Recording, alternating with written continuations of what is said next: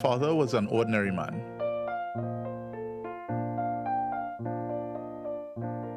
At the end of his workday, he came home to a room under a house that was his, and this is where he made things.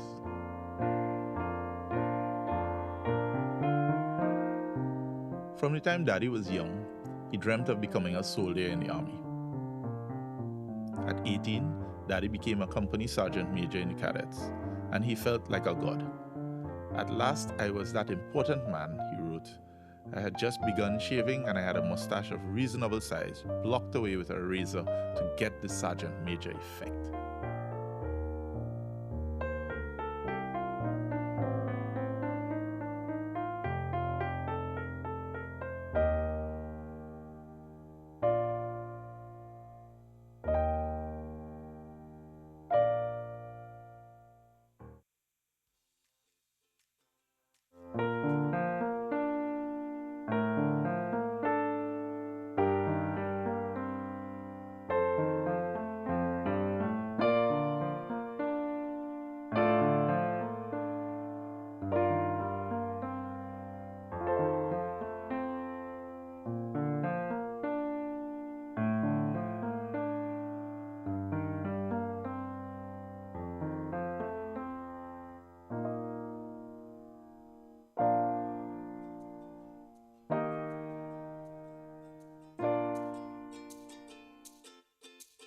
Welcome back to the Now Morning Show. You have just seen an excerpt from the film Smallman that is about the life of John Ambrose Kenwin Rawlings. And with me this morning is Richard Rawlings, who is a filmmaker and, of course, son of the great man himself. Thank you, thank you. Good morning, welcome. And yeah, let's talk about you a little bit first, and then we'll go into the film Smallman. So you were born in 1967, and you've had an illustrious career in film thus far. Tell us a little bit about your history. Well, the fact of the matter is the film is a collaboration with a lot of people. I'm an artist, I'm not really a filmmaker. The film is actually directed by Marielle Brown, who is my wife, my partner. And we decided to make the film my dad died in 2006. And one of the things that my mother asked me to do was to actually document the workplace that he had, that it features in the story.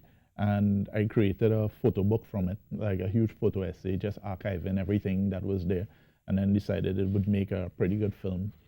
And it took a few years, and then we eventually got around to actually doing it with the help of quite a few people in the industry. Right. Sean Science, Edgehill, Karen Thompson, who did the sound, Chantal Esdell, who did all that lovely music that you hear going on in the background. And yeah, so it's a family homage and an interesting piece. Of course, because when I read up the synopsis here, he was also a soldier.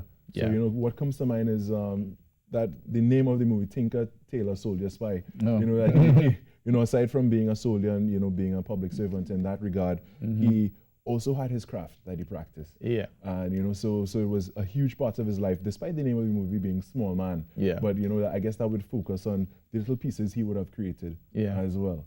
Well, so what was your relationship with your father like? Oh, my relationship with my dad was very good. My father was always home.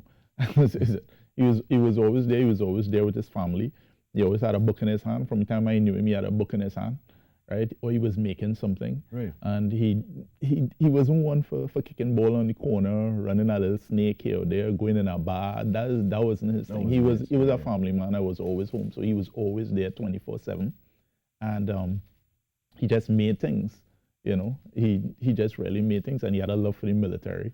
And one of the things you find out in the film is he was actually selected to go to Sandhurst, but unfortunately didn't end up going. And I think life gives you these paths sometimes to shape you into what you'll become. And I think that was his moment, Interestingly enough, I'm standing here doing this interview with you, and many years ago, he actually appeared on Joy of Craft. You know what I mean? Showing his work. So it's an interesting moment to make that link and that connection.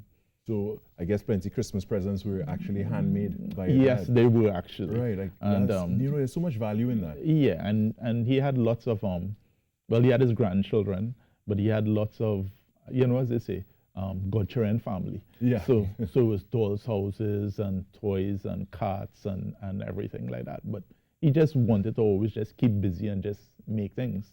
What would you say is the biggest part of his legacy? That would be the dollhouse he made for my mom. I think at some point, the story is at some point, he and my mom went to see this dollhouse exhibition that I think Wade Berkeley had put on, right? And he was a person who would always criticize things, and he had a lot to say about the exhibition. And my mother said, I can't take you anywhere, right? If it is you have such a problem with it, why don't you go and make one? And he said, you know what, I think I will. And he was working in public service, and he had amassed all this vacation that he decided to take.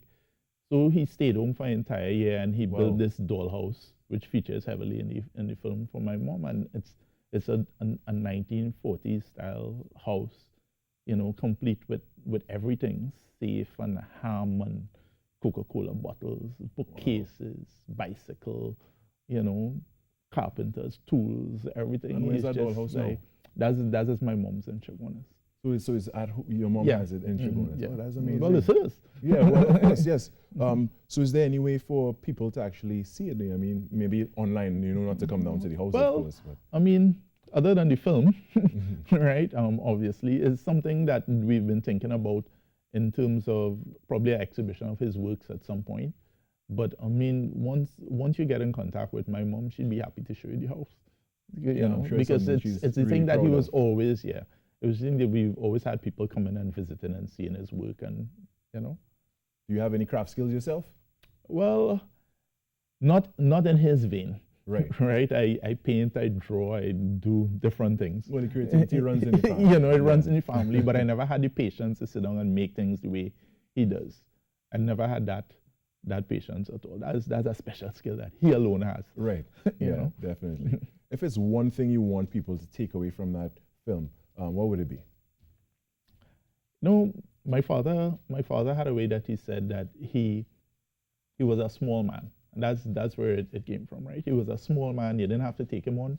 He make his part in the world and the road, and he will walk it.